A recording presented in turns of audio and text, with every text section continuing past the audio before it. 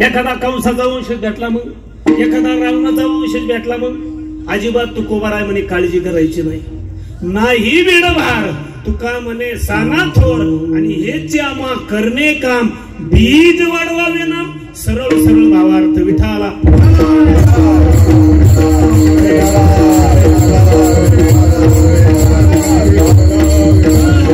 आता चिंतनाला सुरुवात. मग कीर्तनाचं पहिलं वाक्य होतं. आजचं कीर्तन योगायोगाचं आहे. लिंक ध्यानात घ्या. आपण हिंदुस्थानात जन्माला आलो, भारतात जन्माला आलो, त्यातल्या त्यात महाराष्ट्रात जन्माला आलो, संतांच्या भूमीत जन्माला आलो. योगायोगाने आपण संतांच्या भूमीत जन्माला आलो. प्रश्न चालू झाले, टाईफाईड बसायचं. पहिला प्रश्न, आपण जन्माला आलोय संतांच्या भूमीत. प्रश्न नंबर 1, कोणामुळे आलो? बोला फटाफट. आपण जन्माला कोणामुळे आलो? आकाशातून आलो का डायरेक्ट? कोणाचं तरी माध्यम आहे ना, आई आणि वडील. आईच्या बापाच्या माध्यमातून आपण जन्माला आलो आणि आल्यानंतर धन्य आम्ही जन्मालो दास विठोबाचे झालो. भगवान पांडुरंगाच्या कृपा आशीर्वादाने माता पित्यांच्या माध्यमातून आपण जन्माला आलो. प्रश्न नंबर 2, आपण सगळे जन्माला आलो कळालंय आपल्याला. जन्माला आल्यानंतर दिले इंद्रिय हातपाय कान, हे सगळं आपल्याला दिलं आणि याच्याबरोबर हा 3.5 हाताचा देव भगवान परमात्म्याने तुम्हा आम्हाला दिला. प्रश्न नंबर 2, आता हा 3.5 हाताचा देव विकत दिला का फुकट दिला? पटापटा बोलायचं. कसा दिला पाहिजे?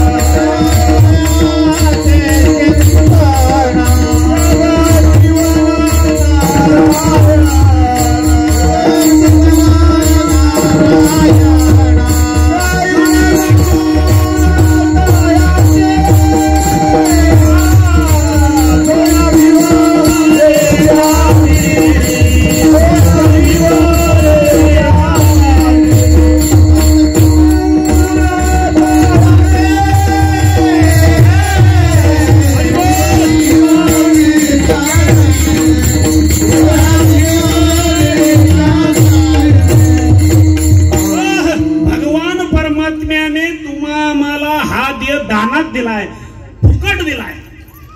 आपल्या बोली भाषेत कसा दिलाय? फुकट दिलाय.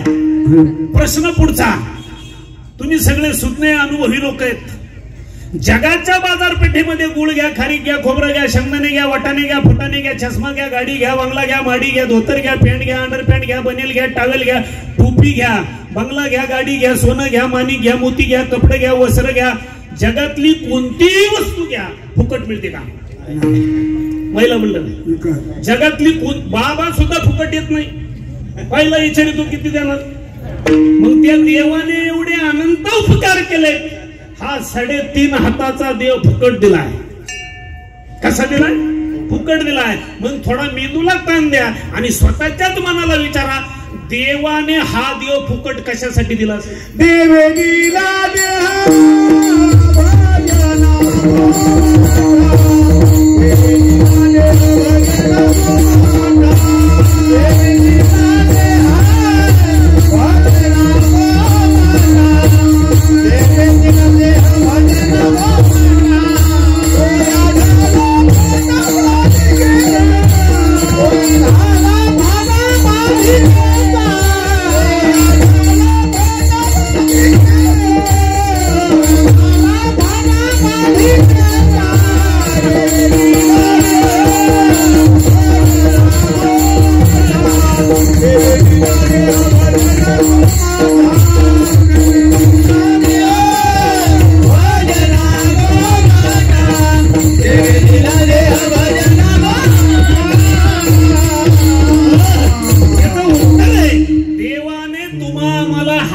भजनासाठी दिलाय. तरी सुद्धा समाजामध्ये काही अवलादी अशा जन्माला आल्या, हा देव जुगार खेळण्यासाठी का? हा देव संपत्ती कमवण्यासाठी का? त्याचं उत्तर आहे, देवाने हा देव भजन करण्यासाठी दिला. मग भजनाचे 2 प्रकार आहेत. एक बाह्यरंगाचं भजन वेगळं आहे आणि अंतरंगाचं भजन वेगळं आहे. बाह्यरंगाचं भजन. आपण सगळे बरेचसे शेतकरी माणसं आहेत. पोट भरण्यासाठी आपल्याला शेतीचा व्यवसाय करावा लागतो. काही लोक उद्योग करतात, नोकरी करतात, व्यापार करतात, छोटा मोठा व्यवसाय करतात. हे सगळे उद्योग आपण काय करण्यासाठी करतो? काय करण्यासाठी करतो? आपलं पोट भरण्यासाठी. मग हे सुद्धा पोट भरण्यासाठी केलेले उद्योग हे सुद्धा एक प्रकारचं भजनच आहे, परंतु हे बहिरंगाचं भजन आहे. या भजनाने भगवंत प्रसन्न होत नाही. भजन नंबर 2 आंतरिक भजन. साधूचा संग करणे, गळ्यात माळ घालणे, नामस्मरण करणे, दान धर्म करणे, तीर्थयात्रा करणे, पूजा करणे, विधी करणे, गोर गरीब अडचणीत असणाऱ्या व्यक्तीला भगवंत स्वरूप समजून मदत करणे, हे सुद्धा एक प्रकारचं भजन आहे. आणि या भजनाने देवाच्या आपल्याला जवळ जाता येतं. यासाठी आपल्याला जन्माला घातलंय. नुसतं घातलंच नाही, याला बॅलन्स मारून दिलाय.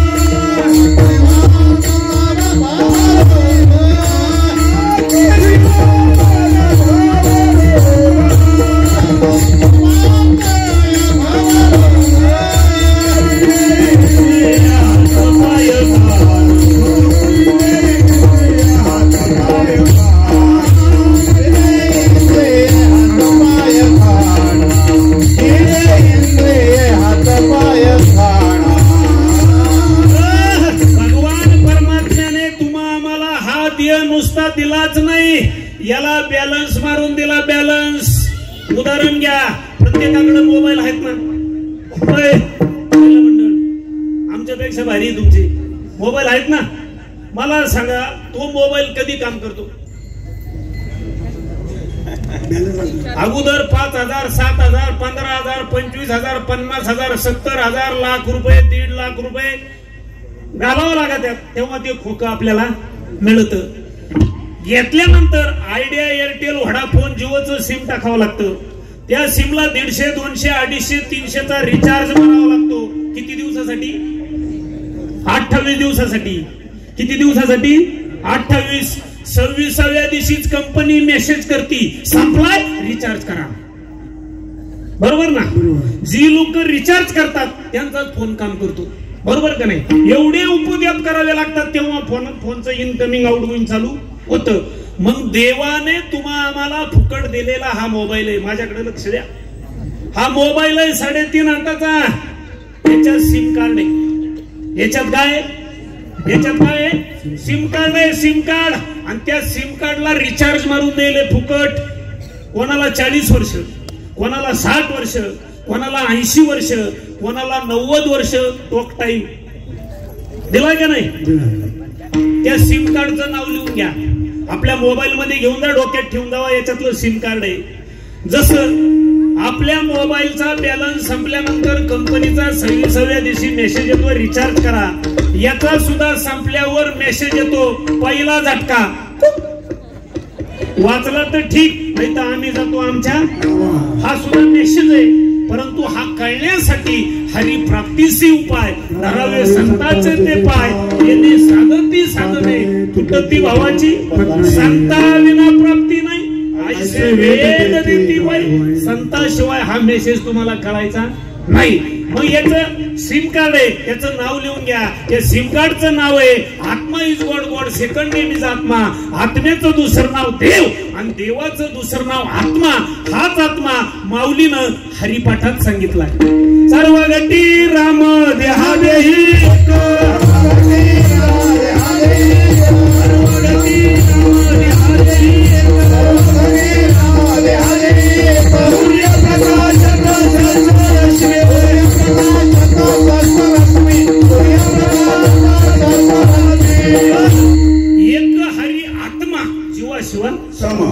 आत्मा जो काडी मोडीचा पिंजरा केला आत राघू पैसे. मग हा राघू नावाचा आत्मा हाच शंकर आहे, हाच विठ्ठल आहे, हाच राम आहे, हाच कृष्ण आहे, हाच अल्लाह आहे, हाच रहीम आहे. आपला तो एक देव करुणी घ्यावा जीवा सुख नाही. मग देवाने याच्यातला आत्मारूपी परमात्मा त्याला रिचार्ज मारून दिलंय 70, 80, 90 वर्षाचं. मग आपण ठरवायचंय हा बॅलन्स वापरायचा कुठं? समाजाची सेवा करण्यासाठी वापरायचा, भांडणं करण्यासाठी वापरायचा, लोकांचं वाटोळा करण्यासाठी वापरायचा, देव देश भक्त आणि संतांची सेवा करण्यासाठी वापरायचा, हे कुणी ठरवायचे? आपणच. आपली आपण करा सोडवणं, संसार बंधन तोडावी. ठाला विठाला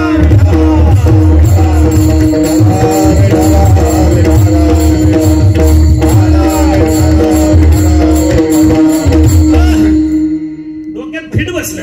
आपण देवाच्या आशीर्वादाने माता पित्यांच्या माध्यमातून जन्माला आलो. जन्माला आल्यानंतर 3.5 हाताचा देह दिला. याच्यातला आत्मारूपी परमात्मा हाच विष्णू, हाच रामकृष्ण, हाच शंकर कळाला. आणि या देहाचं कार्य भजन करणे, समाजाची सेवा करणे, तीर्थयात्रा करणे, अन्नदान करणे, नामस्मरण करणे, यासाठी आम्हाला देवाने जन्माला घातलं हे आम्हाला कळालं महाराज. परंतु आम्हाला एवढ्या दिंड्या केल्या, एवढा परमार्थ केला, प्रत्येक दिंडीला गळ्यात एक माळ घातली, हरिपाठ पाटे, काकडा पाटे, उलटा पाटे, सुलटा पाटे, आखी ज्ञानेश्वरी पाटे, तरी सुद्धा महाराज आम्हाला स्वस्वरूपाची अजून ओळख झाली होणारच. वर गंटिळा आणि काही लोकांच्या वाईटावर डोळा देव भेटन कसा? लोक फक्त दिसायला बाहेरून कडक आहे. आता तुम्ही आम्हाला पाहिल्याबरोबर तुम्ही आमच्या चरणावर लोटांगण घाली द्या, परंतु आमचे उपद्योग तुम्हाला माहिती का? काय म्हणतोय तुमचं? आता मी आज आंघोळ सुद्धा करेल नाही, तरी सुद्धा माझ्या 7-8 जण पाया पडले. काय बोलली यावरी साधू ओळखायचा कसा मुद्दा? मग आपल्याला देव का भेटत नाही माहिती का? आपण खऱ्या संतांच्या चरणात कधी शरण जात नाही. आपल्या डोक्यात खटका येते, संत कोणाला लय मोठा आश्रम आहे, वा वा वा, रोज बाबा टीव्हीला आहे, लय भक्तीने, लय शिष्यने, लय ताफे, याची दाढी पार खाली पायात येते, लय आश्रम आहे, आणि तो साधू आहे. आपल्या डोक्यात कसा आहे?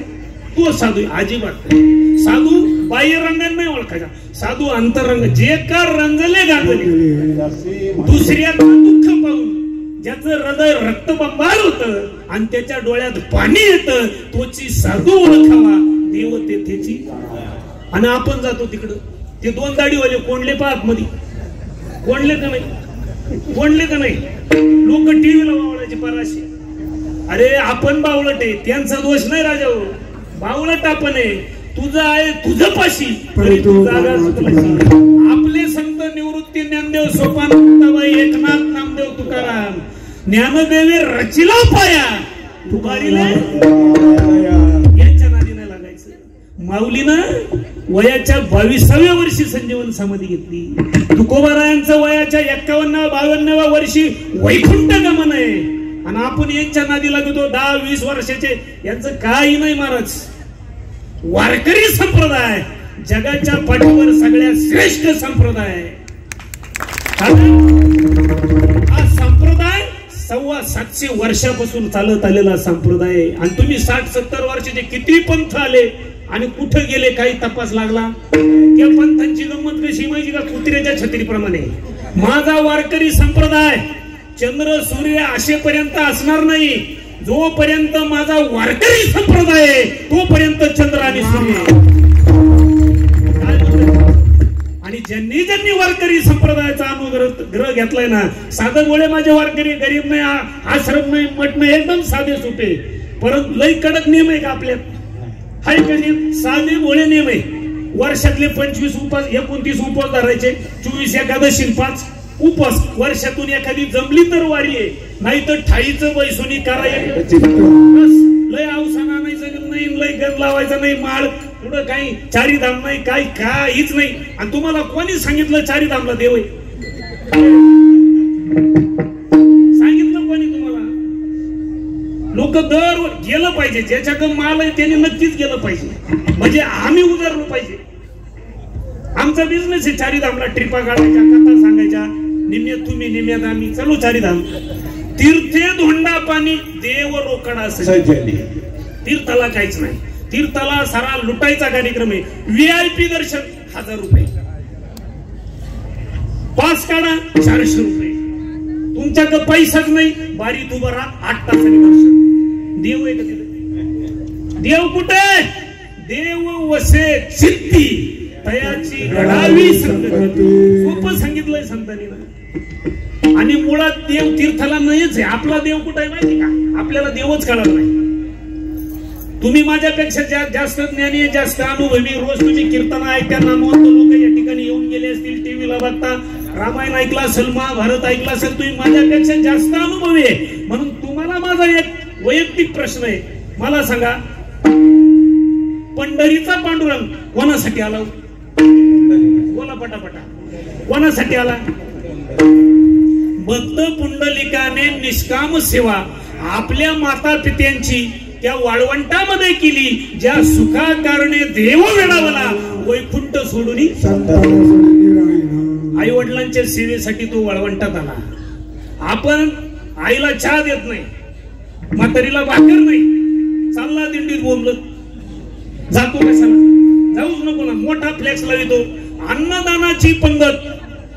म्हातारी बिनचहाची मिली घालतो. कशाला पंक्ती देते? कशाला मोठेपणा करताय? एक तर ज्याच्या का आई आणि बाप आहे ना, त्यांनी कोणत्याच तीर्थाला जायची गरज नाही. माय बाप ज्याचे पशी त्याने न जावे. आपलं नंगाट काम आहे बरं का. परत तारीख नाही दिली तरी चालेल. कारण आपल्या लोकांना आपल्या भाषेत समजून सांगणं ही काळाची गरज आहे. आपल्या लोकांचं वाटोळं केलं एक तर पहिलं आमच्या गोवा लोकांनी, दुसरं वाटोळं केलं व्यसनानी, तिसरं वाटोळं केलंय संगतीनं, आणि चौथं वाटोळं केलंय राजकारणाने, आणि 5वं वाटोळं केलंय टीव्हीच्या मालिकां सिनेमा. काय मत आहे? काय मत आहे? आपलं सगळं आपल्या या भगव्या रक्तामध्ये एक गुण आहे महाराज. ज्या ठिकाणी लाच मारील त्या ठिकाणी पाणी काढण्याची धम्मक या रक्तात आहे. परंतु आपलं रक्त नासलंय, संगतीमुळं नासलंय.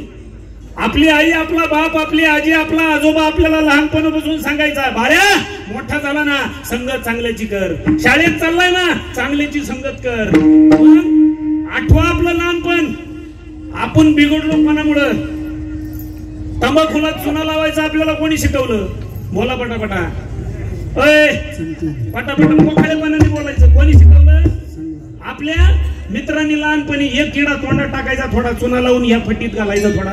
कोणी शिकवलं? आपल्या मित्रांनी. गुटकेचे 2 खडे इकडच्या कोपऱ्यात टाकायचे, अशी टिचकी वाजून पुडी फोडायची. कोणी शिकवलं? कोणी शिकवलं? थोडं पाण्यात थम्सअप टाकून थोडी 90 टाकायची, बुजभर घ्यायची, पॅकभर घ्यायची. कोणी शिकवलं? कोणी शिकवलं? आपल्या मित्रांनी.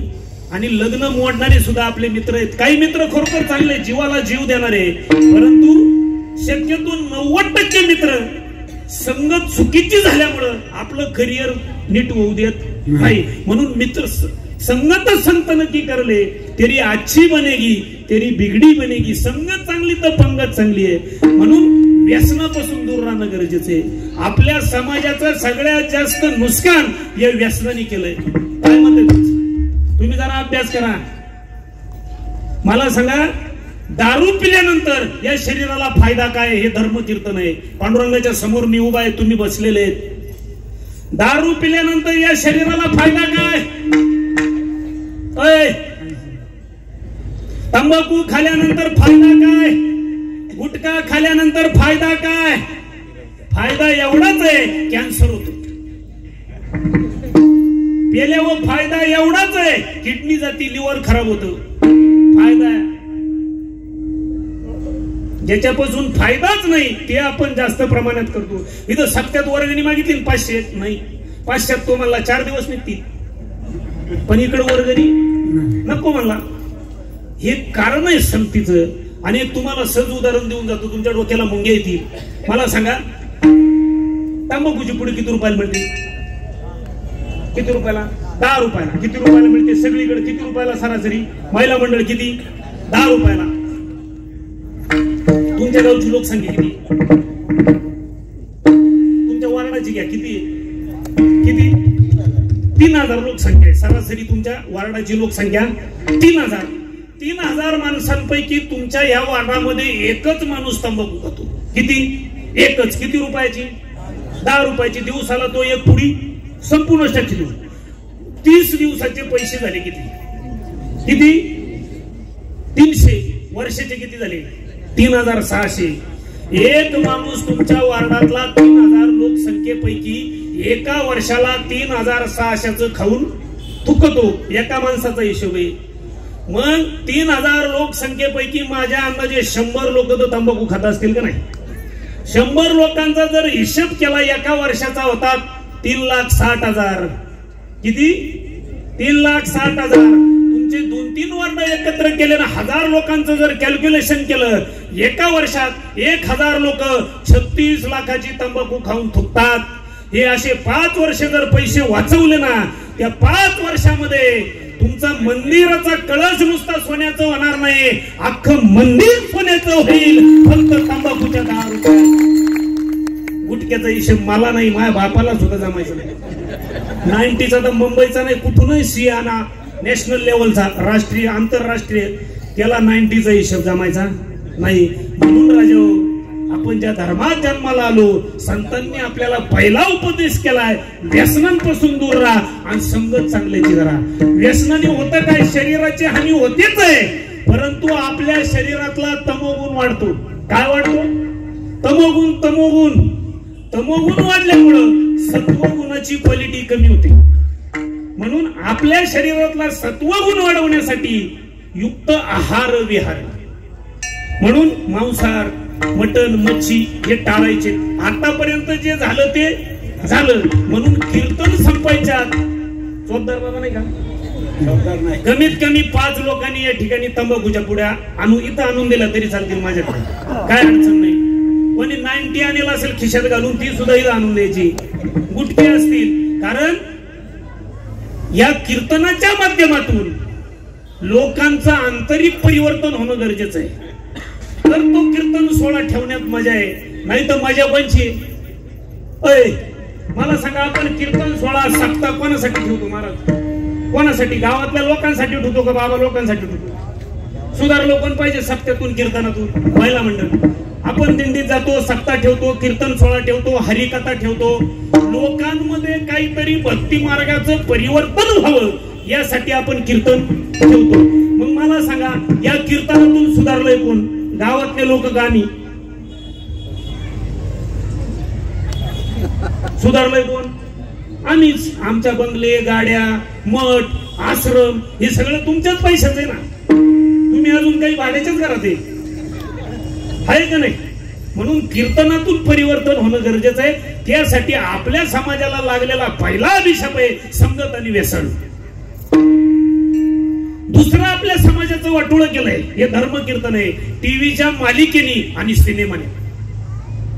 काय मत आहे तुमचं? तुम्ही सगळे टीव्ही पाहणारे मंडळी, महिला मंडळ, तुम्ही सगळ्या टीव्हीच्या मालिका पाहणाऱ्या मंडळीत आहेत का नाही? रोज पाहत्या, टाइमपास म्हणून कवय ना पण पाहत्या. मला सांगा, त्या मालिकेतून आपल्या मेंदूला नॉलेज काय मिळतं? बोला पटापट. त्या सिनेमातून आपल्या तरुण पिढीला घेण्याजोगा आदर्श काय? ऐतिहासिक सिनेमा सोडून द्या, भक्तिमय सिनेमा सोडून द्या, भक्ती मार्गातल्या मालिका सोडून द्या, परंतु सिनेमा टीव्हीच्या मालिकेतून आपल्याला घेण्यासारखं काय आहे का? काही मालिका लय खास आहे. सून सासू धावती, सासू सुनाव धावती, सुनाचा महिन्यात घटस्फोट, घटस्फोट केला तरी लफड आहेच. लफड काय बंद नाही. मग अशा मालिकांना, अशा सिनेमे जर आपण पाहिले, कुटुंब व्यवस्था टिकल का? आणि आज आपल्या समाजामध्ये सगळ्यात मोठी समस्या आहे, लग्न झाल्यानंतर दीड महिन्यात घटस्फोटासाठी कोर्टात प्रकरण आहे. सगळ्यात जास्त भांडणं आपल्या समाजात आहे. म्हणून व्यवस्थित लग्न करा. आणि त्याच्यात तर ज्यांनी लव्ह मॅरेज केलं ना, सुखी नाही रे, नाही. त्यांच्या इतकं वाटोळं कोणचंच नाही. एक तर त्यांचा घटस्फोट झाल्यावर आई म्हणती, मम्मी म्हणती, तो काय मला विचारलं नाही. पप्पा म्हणतो मी कोर्टात आलो तर तू म्हणली मी याला ओळखीतच नाही, अशीच म्हणते ना ती. मग आता घटस्फोट झाल्यावर. म्हणून लग्न करताना ज्याने त्याने ज्याच्या कुळात करा. ज्याच्या त्याच्या जाती धर्मात करा, कायदा काही असू द्या, परंतु आपल्याला अक्कल आहे ना आपण काय वागलं पाहिजे. बरोबर की नाही? आपला धर्म जर टिकवायचा असला, संस्कार जर टिकवायचे असले ना, विवाह संस्कार ज्याच्या त्याच्या जातीत ज्याच्या त्याच्या धर्मात कुळात होणं काळाची गरज आहे. काय तुम्हाला मोठा पटू वगैरे ना पटू, परंतु खऱ्या अर्थाने तुमचा आमचा धर्म जो टिकवला असेल या विश्वामध्ये, या राष्ट्रामध्ये जी संस्कृती लावून धरली असेल फक्त वारकरी संप्रदायाने. वारकरी संप्रदाय हा समाजाला दिशा देणारा संप्रदाय आहे. आणि तिसरं आपल्या अजून एक ते सिनेमाचं सांगायचं राहिलं. मला एक सांगा, सिनेमातला एक हिरोन एक नट होते 60-70-100 जणांना एकटाच मारितो का नाही? एकटाच.